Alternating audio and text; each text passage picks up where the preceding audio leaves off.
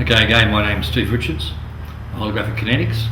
Today I want to go in and discuss spirits, animal spirits and human spirits.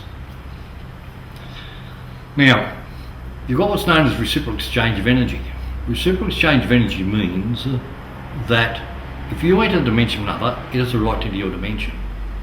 So, if you're responsible for the death of an animal without the spirit of the animal giving permission, then because you've destroyed his vehicle, under reciprocal exchange of energy has a right to your vehicle.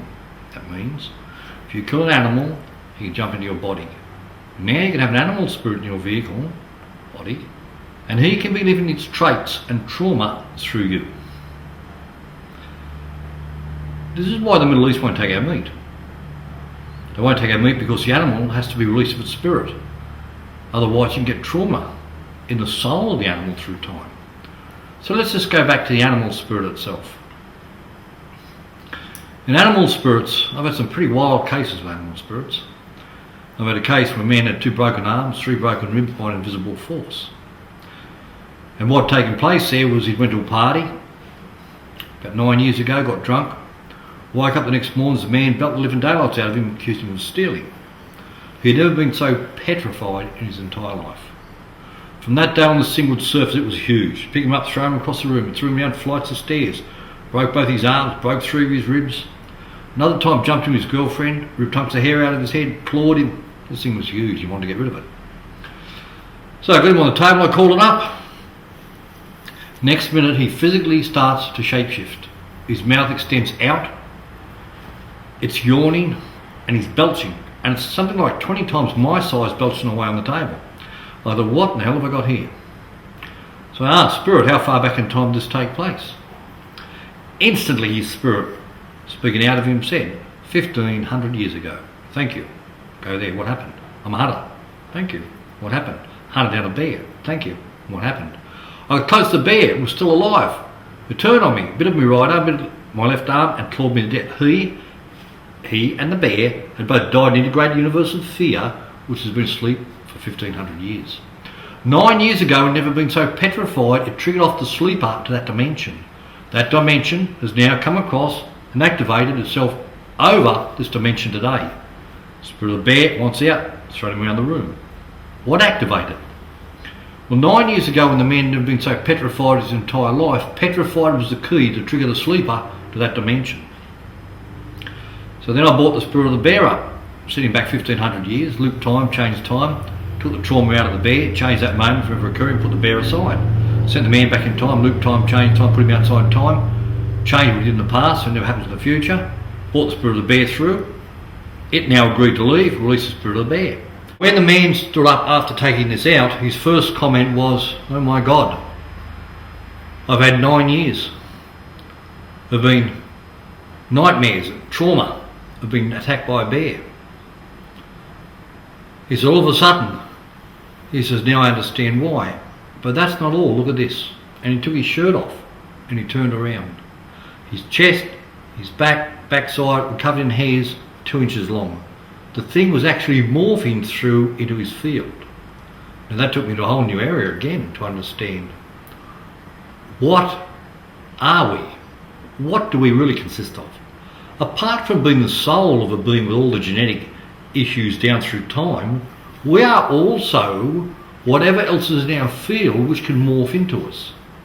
Now that takes Darwin theory right to another level, because Darwin theory is only the genetic line down through time, but it's not looking at the forces that come in. Have a look around you, especially if you go to mental institutions, and have a look at the features of people, and you'll see other beings in the features of people, because these things in the field will morph into the body itself.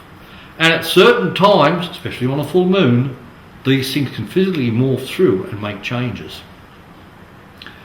So once we took the spirit of the bear out, all his nightmares disappeared. I don't know how the hairs went on his back, whether or not they cleared, but still, showing you how things in our field can morph through. This is only one of many different types of animal spirits that we've dealt with. At times you have people out there barking like a dog and plucking like a chicken and call it Tourette's syndrome. Well, if you've got an animal spirit in there and it takes over, that's exactly what's going to take place. Then down the track, you've got human spirits that have a right to take over the vehicle. So now let's look at human spirits. If you killed a human accidentally or deliberately, then because you're responsible for that person's death, you've destroyed their vehicle. Now under the laws of law, that spirit has a right to your vehicle because you just destroyed his. I have soldiers of war. I have soldiers 40 years after the Viet War.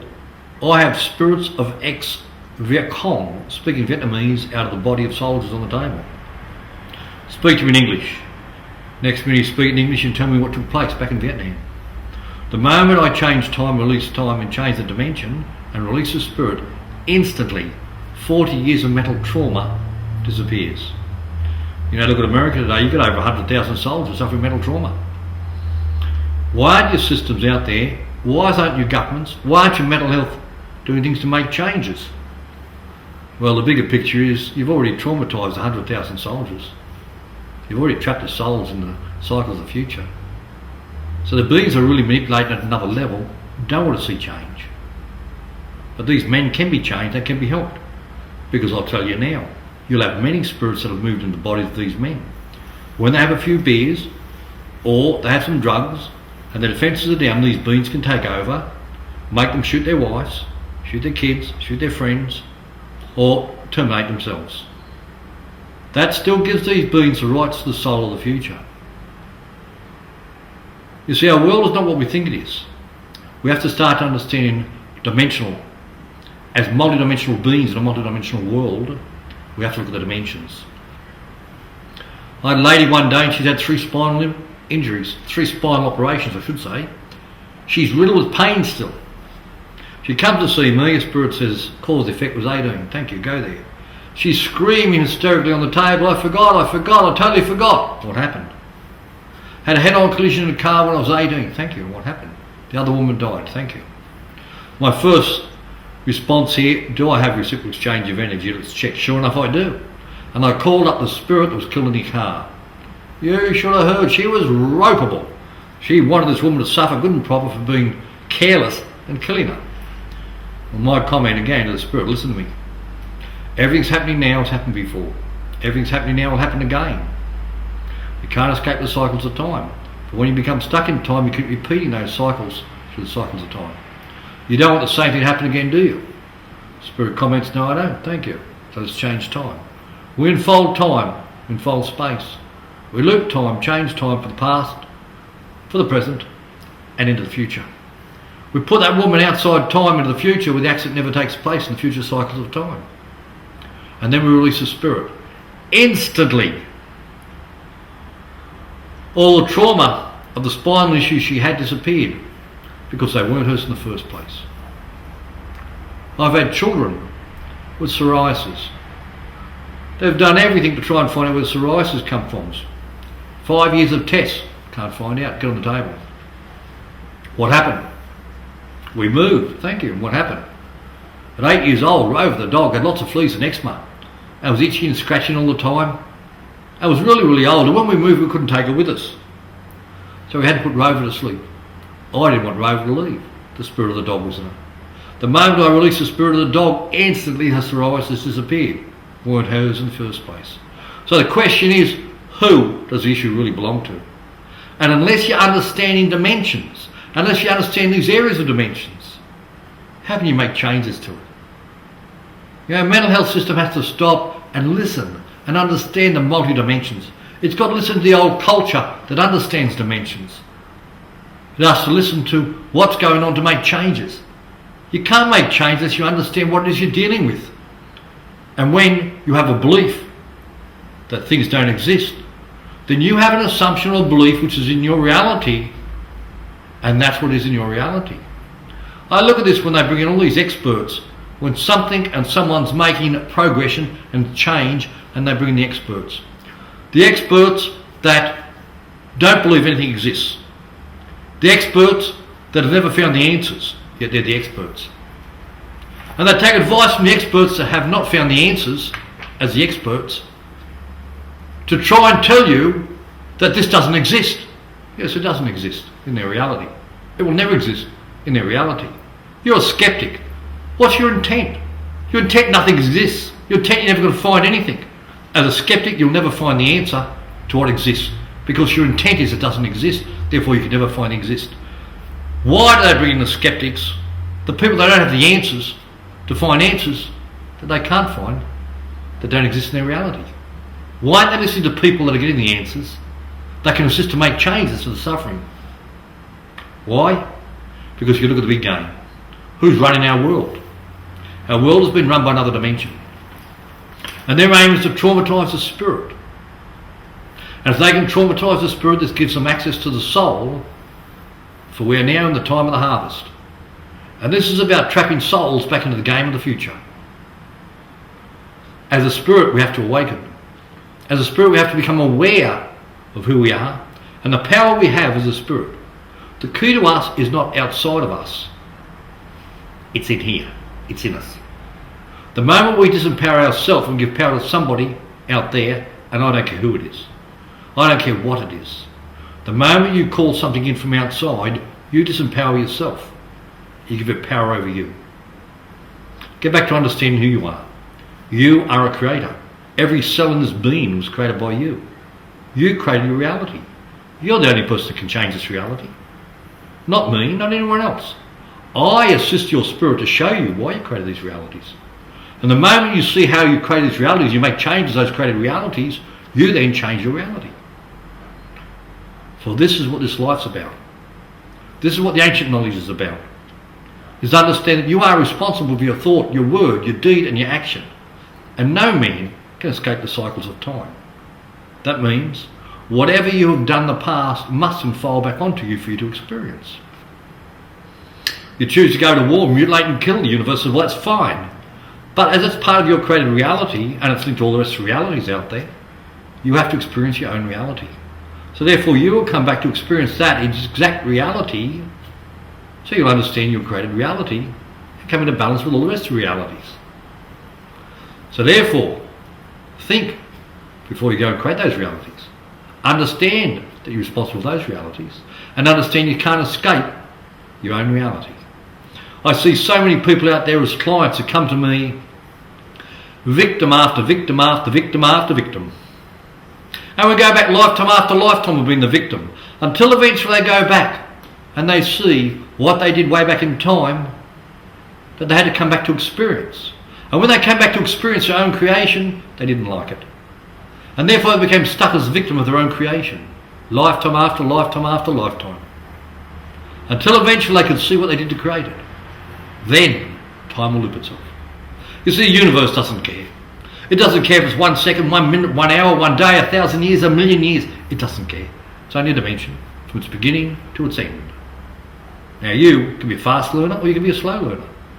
If you're a fast learner, then you will learn fast. And you'll let go of those dimensions fast and you'll move into the future fast. If you're a slow learner, then you will set yourself up lifetime after lifetime after lifetime until eventually you learn. Because everything is only a dimension from its beginning to its end. You see, the old biblical part says, "For I am the Alpha and the Omega, the beginning and the end, that is to be, that was, and shall be here again." This represents the 3 dimensions of time, the 3 cycles of time, the past, the present and the future. And as we have been living in the past, which reflects itself into the present, and the past and present will set up our future, if in the present we change the past, we'll then change the new cycle of the future. And each time we can better our future cycles of time. So this is what it's about right now. If we have to come back, let's at least better the futures, better the cycles of the future, so we can evolve. Because while we're stuck in time, we swing between action, reaction, cause and effect. We're in the pendulum, swinging back and forth. We cannot move forward in time while we're swinging in the pendulum of time. While we're in the pendulum, we're stuck in time. We have to come back to point zero. Let the pendulum settle down. Point zero. Be the observer. And when we observe the game, we see all around us, games all around us. We watch all the games, but we don't react to the games. We don't play the games. We stay at point zero as an observer to the game. And as we observe the games, we can then start to move through time. We can start to evolve into future cycles of time, and we become aware through time. Most of you people out there today are stuck in dimensions of time. Only you know. And when you go to react, stop, think. For your action and your reaction creates the cause to the effect of the pendulum you're stuck in. Get back to point zero. The moment you stop reacting, you'll no longer be in the pendulum. And then you can move forward in time. From the day on, stop, think, before you do anything. Why do I do that? Is this me running me? Or is this one of the life forms in me that's running me? Life forms. Let's look at life forms. Let's look at the things we eat. Everything we put into our body, external to internal, is locked in our cells. Everything is part of the hologram that seeks survival. And therefore it seeks to reproduce itself, and it becomes the habits. It becomes the compulsions. But the moment we become aware of the habit of compulsion, and we stop, and we ask ourselves, do we really want this?